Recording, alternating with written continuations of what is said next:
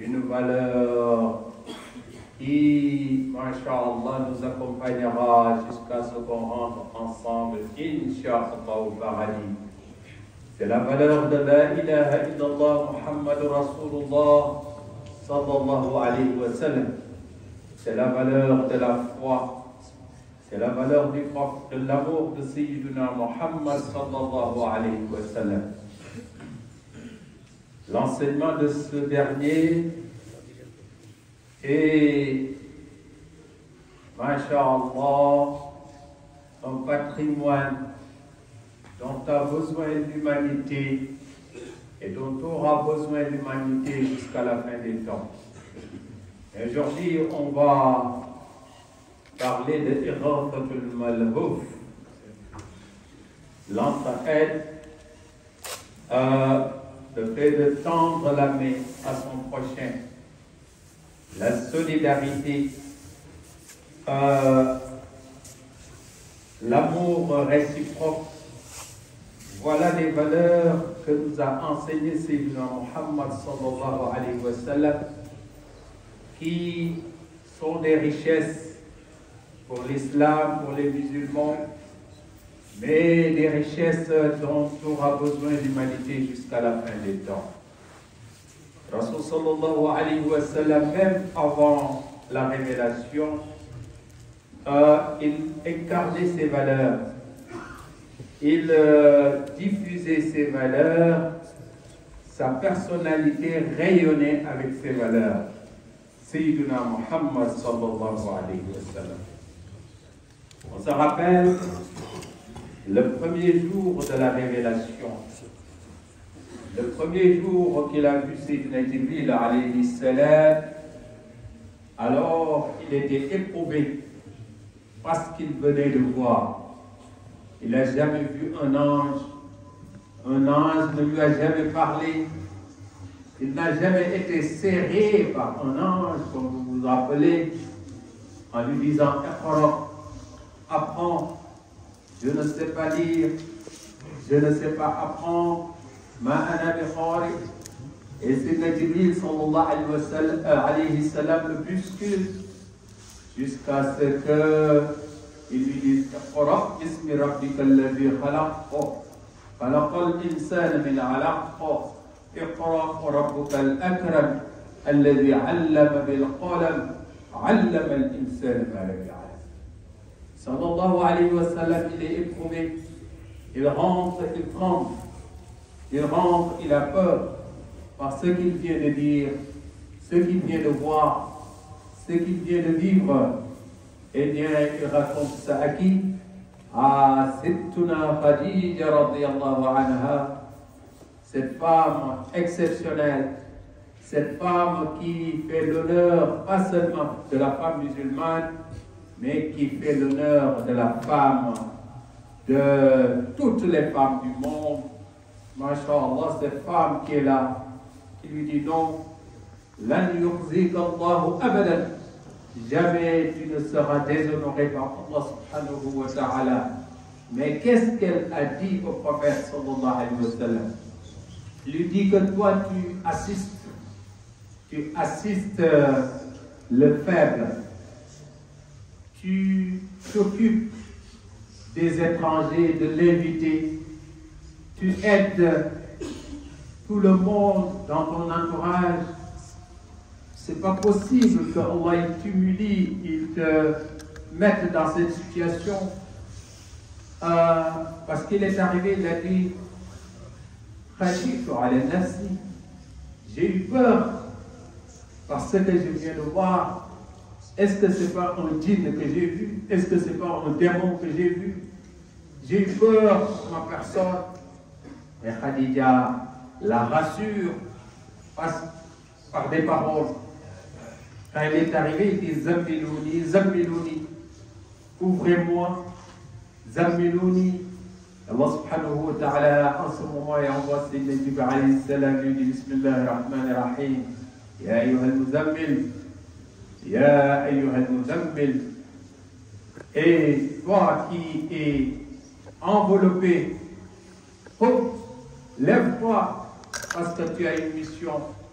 Mais en même temps que Khadija le couvrait avec, mettait des draps sur lui, mais il le couvrait avec des paroles, mais des paroles véridiques. Mais parmi ce qu'elle disait, tu es quelqu'un de bien, tu es quelqu'un qui t'occupe des autres, tu es utile dans ton entourage, tu n'es pas un parasite dans ta société, tu aides tout le monde. Voilà, alors que le Prophète sallallahu alayhi wa sallam, il avait ses qualités avant même ses 40 ans, avant d'être prophète. Pour voir que le fait d'être utile dans son entourage, ça fait partie des valeurs du musulman. Ça fait partie des valeurs de l'islam. L'islam, c'est la prière, c'est le jeûne, c'est la Mecque, c'est la lecture du Coran. Mais l'islam aussi, c'est la générosité. L'islam aussi, c'est le savoir s'impliquer dans son environnement, le vivre ensemble. C'est pas un mot vain.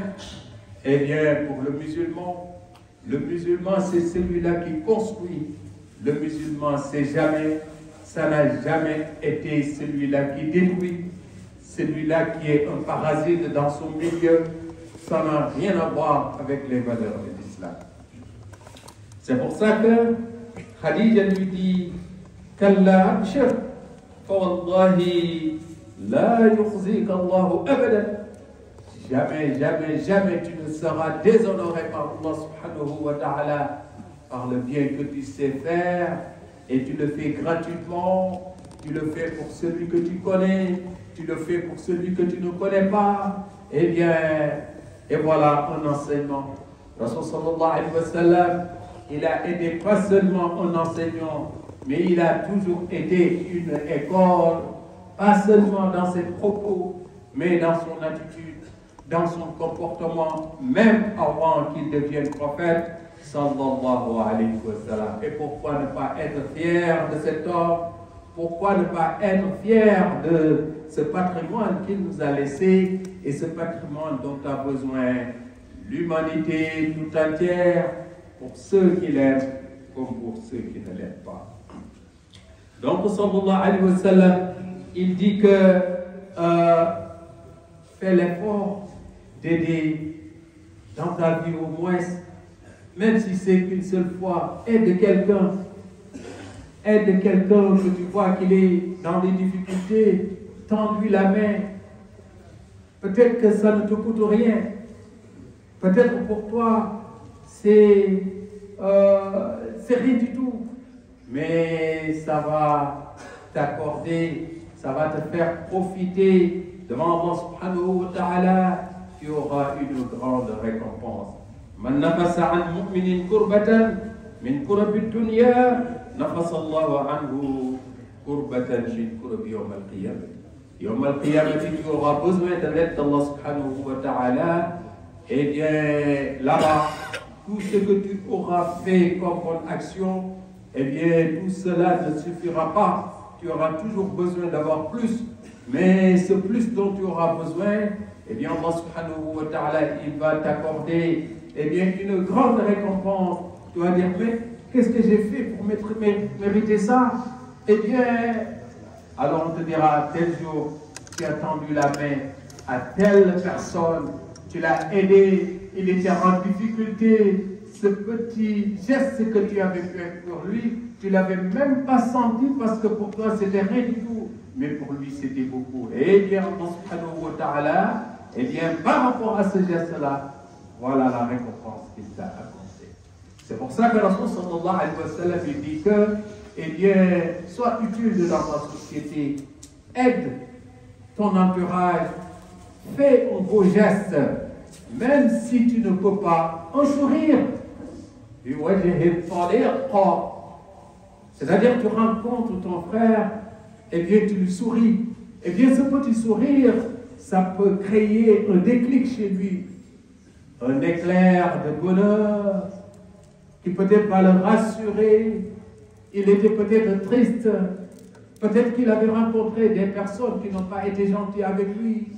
À un moment donné, il croyait que tout le monde est mauvais. Peut-être même s'est dit qu'il n'y a personne qui m'aime ici. Peut-être même qu'il pourrait être tenté par un acte désespéré. Mais le petit sourire que tu lui fais, il dit, ah, eh bien, qu'est-ce qu'il est gentil cette personne. Eh bien, il peut retrouver confiance, avoir confiance en lui, se dire que finalement tout le monde n'est pas mauvais. Eh bien, se dire que finalement, ah, moi aussi, je vais faire du bien pour mon entourage. Je ne vais pas rendre le mal comme on m'avait fait hier, par le mal. Quelqu'un m'avait fait du mal. Eh bien, tout le monde est mauvais. Moi aussi, je vais faire du mal à tout le monde. Mais le simple fait que tu lui avais manifesté ce sourire, eh bien, masha'Allah, il change de comportement, il change d'attitude. Et tu avais fait un petit geste, eh bien, rien pour toi, inutile pour toi, mais ce petit geste a produit un grand effet. C'est pour ça que Rasul sallallahu alayhi wa sallam, wa ma yantiqu anil hawa, il ne parle pas pour le simple plaisir, parce qu'il a envie de parler. In huwa illa wahyun yuha. Tout ce qu'il dit, c'est une révélation. C'est Allah subhanahu wa ta'ala qui l'inspire, de sorte que ce qu'il dit, sa parole, la richesse de sa parole, la force de sa parole, dépasse son environnement, dépasse sa génération, dépasse même ceux qui étaient devant lui. Il a parlé à des personnes il y a 1400 et quelques années. Eh bien, on reprend ces paroles ici, dans le ici et le maintenant. Ces paroles sont toujours d'actualité. Qu'est-ce qu'on n'a pas besoin d'entraide, de solidarité, de respect du voisin, de respect de l'autre, qu'il soit croyant comme moi, comme même s'il n'est pas croyant, s'il croit à autre chose, dès lors que c'est un être humain, tu le respectes. Même les animaux, tu les respectes. Parce que Al-Ihsan n'a pas de frontières. C'est-à-dire, tu fais du bien pour toute la créature d'Allah subhanahu wa ta'ala. Donc, Iradatul Malhouf, ça fait partie des valeurs du musulman. Le monde est ce qu'il est maintenant. On a tous envie maintenant de nous recroqueviller sur nous-mêmes, de nous informer, nous enfermer, dire que d'abord moi, ensuite moi, et à la fin moi. L'autre n'existe pas, je ne pense pas à l'autre. Eh bien, sache, chers frères, qu'en cherchant Allah subhanahu wa ta'ala, assez souvent, tu es obligé de passer par l'autre. Passer par l'autre, c'est d'être sympathique avec ton frère, d'être bien dans ton environnement. Ça fait partie des valeurs de l'islam. L'islam, c'est être utile dans sa société, être quelqu'un qui construit et ne pas être quelqu'un qui détruit. Masha'Allah, voilà les enseignements de Sayyidina Muhammad sallallahu alayhi wa sallam. Et malheureusement, nous ne parlons pas assez de ces enseignements. C'est des valeurs dont a besoin le musulman, le croyant. Comme le non-musulman, il a besoin de ces enseignements. Sayyidina Muhammad sallallahu alayhi wa sallam. Et donc, on se rappelle, même les prophètes avant lui, ils étaient dans cette dynamique, ils étaient dans cette démarche. Parce que le Coran, Inna hada la fi suhufil ula, suhufi Ibrahim wa Musa.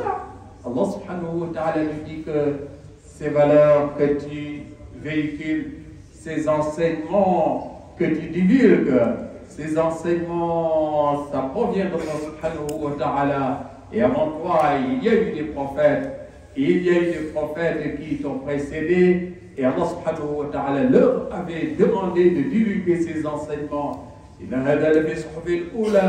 Sayyidina Moussa alayhi salam, voilà ce qu'il a enseigné. Sayyidina Ibrahim alayhi salam, voilà ce qu'il a enseigné. Eh bien, masha'Allah, Sayyidina Moussa, même lui, à vous rappeler, lorsqu'il a été menacé par Pharaon, il a été menacé parce que malencontreusement, il avait tué une personne sans faire exprès. Il y avait une bagarre, il a voulu intervenir, aider quelqu'un, il a bousculé l'un des belligérants, et bien il est tombé mort. Il a été recherché, ils ont voulu le tuer, et bien il s'est enfui. il est sorti pour aller à Madian. Vous vous rappelez tous de cette histoire. Sayyidina Moussa alayhi salam, sur le chemin, il a rencontré deux femmes qui cherchaient de l'eau, mais ces deux femmes ne pouvaient pas puiser parce qu'il y avait déjà beaucoup de monde, et ces deux femmes attendaient que les autres finissent de puiser de l'eau pour qu'elles aussi, elles puissent bien s'approvisionner, mais elles n'avaient pas assez de force. Alors elle est venue. Qu'est-ce que vous faites? Qu'est-ce que vous cherchez? Ah, nous, on veut de l'eau, mais on n'a pas assez de force. On est obligé d'attendre que les autres finissent pour qu'on puisse puiser. Mais Sayyidina Moussa alayhi salam a aidé ces deux femmes. Vous voyez ce geste de générosité. Mais la générosité, ce n'est pas seulement quand tu prends de l'argent et que tu donnes à ton frère ou à ta soeur. La générosité, c'est dans le geste aussi. La générosité, c'est dans l'attitude aussi, comme je l'ai dit tout à l'heure avec le sourire. La générosité, c'est surtout dans le comportement. En fait, la générosité, c'est dans l'esprit, c'est dans la tête. C'est là où ça a aidé ces deux femmes. Ces deux femmes ont pu puiser. Elles sont parties le dire à leur père, mais leur père c'était Sayyidina Shu'aib alayhi salam, c'était un prophète aussi. Sayyidina Moussa s'est retrouvé sous l'ombre de l'arbre et il disait Rabbi inni lima anzalta ilayya min khayrin faqir. Regardez, quand vous faites une bonne action, aussitôt après, c'est un moment propice pour faire le doigt. Quand vous demandez à Allah, Allah il vous ouvre ses portes. Alors, c'est pour ça que les ulama ils disent qu'assez souvent, quand tu fais doua, fais une sadaqa, aide quelqu'un, fais quelque chose de bien, parce qu'Allah subhanahu wa ta'ala, il est content de toi et les portes avec lesquelles Allah il accepte le doua sont ouvertes. En ce moment, Sayyidina Moussa alayhi salam a dit cette parole. Rabbi inni lima anzalta ilayya min khayrin faqir. Il répétait ces paroles. Ya Rab, j'ai besoin de ton secours, j'ai besoin de ton aide. Il est poursuivi, ils ont voulu le tuer, il est dans le désert, il va dans une destination, il ne connaît personne. Ça fait des jours qu'il n'a pas mangé, il est parti en fuyant, il n'a pas pu prendre des provisions. Il mangeait des feuilles des arbres, il y a le soleil, etc. Il ne dormait pas. Et voilà, il a fait une bonne action. Et aussitôt après, il s'est adressé à Allah subhanahu wa ta'ala. Rabbi inni lima anzalta ilayya min khayrin faqir. Ah, et en ce moment, Allah subhanahu wa ta'ala a accepté son dua. Et les deux filles ont pu raconter à leur père, Sayyidina Shu'aib alayhi salam, ce qui s'est passé, et il leur a dit, allez me l'appeler. Ils ont appelé Sayyidina Moussa, vous connaissez l'histoire. Après, il s'est marié avec l'une des filles du prophète Sayyidina Shu'aib alayhi salam, et il est resté pendant 10 ans, et après il est devenu prophète, etc., etc. Pour vous dire que ne jamais négliger une occasion pour faire du bien. N'attends pas forcément que ton frère vienne taper à ta porte. Dès lors que tu vois que voilà une occasion pour gagner des hasanats, n'hésite pas. Dis que c'est une chance qu'Allah m'a donnée pour faire du bien. Je vais le faire. Je peux aider mon frère, je vais l'aider. Il est démuni, ça ne me coûte rien de l'aider, je veux le faire. Même une bonne parole, je vais le faire. Tu n'as pas quelque chose pour donner, tu ne peux pas parler, tu ne peux pas... Eh bien, le sourire, même le sourire, chers frères, ça fait partie des valeurs qu'a laissé Sayyidina Muhammad sallallahu alayhi wa sallam à la postérité. Ça fait partie des patrimoines de notre religion. Voilà la richesse que nous avons. Est-ce que nous connaissons cette richesse? Nous sommes tellement riches, mais malheureusement, on se comporte comme si on était pauvres. La vraie richesse, ce n'est pas seulement qu'on nous trouve dans les banques. La vraie richesse, c'est dans le cœur. La vraie richesse, c'est dans le comportement. La vraie richesse, c'est dans l'attitude.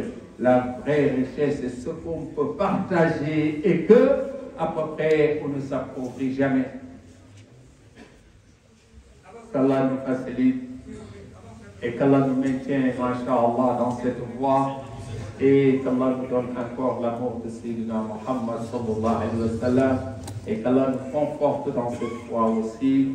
أقول قولي هذا وأستغفر الله لي ولكم ولوالدي ولوالدكم ولسائر المسلمين. اللهم صل على سيدنا محمد وعلى آل سيدنا محمد كما صليت على سيدنا إبراهيم وعلى آل سيدنا إبراهيم وبارك على سيدنا محمد وعلى آل سيدنا محمد كما باركت على سيدنا إبراهيم وعلى آل سيدنا إبراهيم في العالمين إنك حميد مجيد. سبحان ربك رب العزة عما يصفون والسلام على المرسلين والحمد لله رب العالمين.